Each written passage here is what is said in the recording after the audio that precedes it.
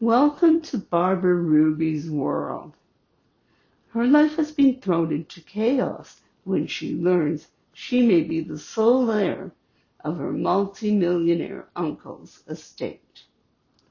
Of course, there are many adversaries vying for a piece, if not all of his fortune.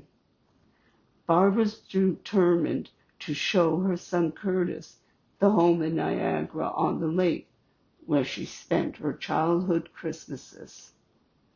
Little does she realize she's about to come face to face with her most cruel and deadliest adversary. Come, take a listen as I recite this scene. It had been decades since I last visited. The come back in sign was still secured to the front door. We parked in the driveway. Curtis, the house might not be vacant. Let's knock. This is your thing, so whatever you like.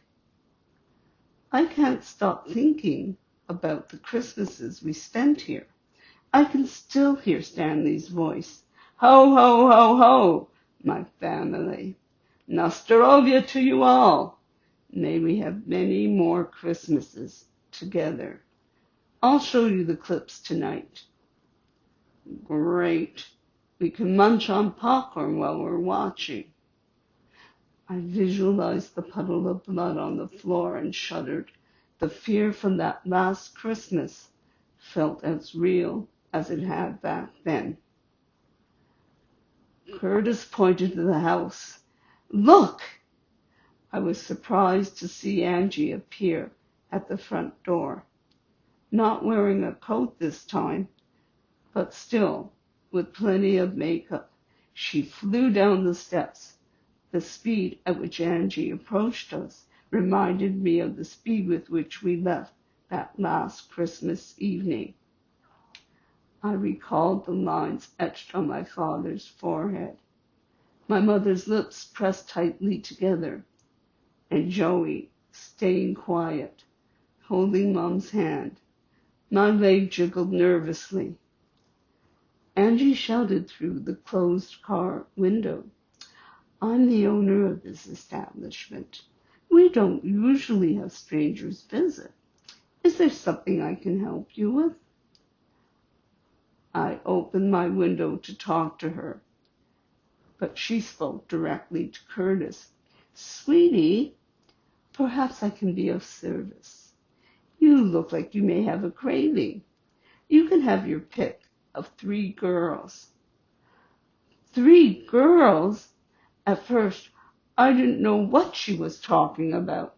Then it hit me, and I was stunned, beyond stunned, speechless.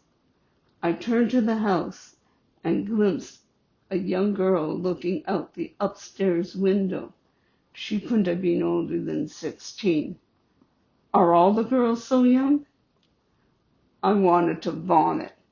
Stanley's body had barely turned cold in the ground, and Angie had the audacity to take it over. It wasn't her. And to top it all off, Angie's changed my uncle's property into a brothel. The moment I got out of the car, Angie gave me the once-over. I know you. You were at Stanley's funeral. Her face that turned crimson.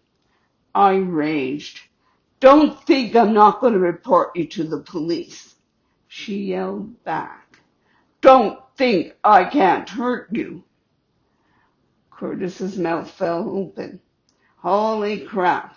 He jumped out of the car and shook his fist at Angie. You touch my mom, you'll be one sorry whore. I grabbed his arm. Let's get out of here. We jumped into the car and backed out, leaving Angie on the driveway. The drive back was a flash, a blur. I was still in shock. Mary's Diner was approaching. I couldn't believe the ancient eatery was still there.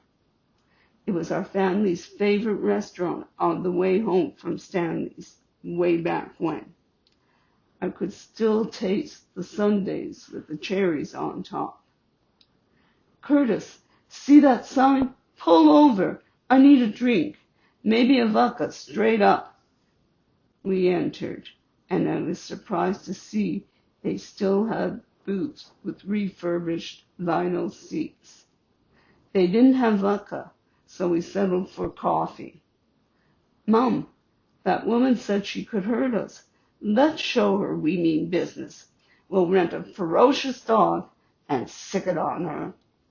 I'm imagining the dog lunging for her throat. I know I'm bad, but she won't want to mess with us. Excellent plan, except who'll pay when we get sued? Or maybe we'll go to prison for 20 years for attempted murder. Let's let Marshall handle this.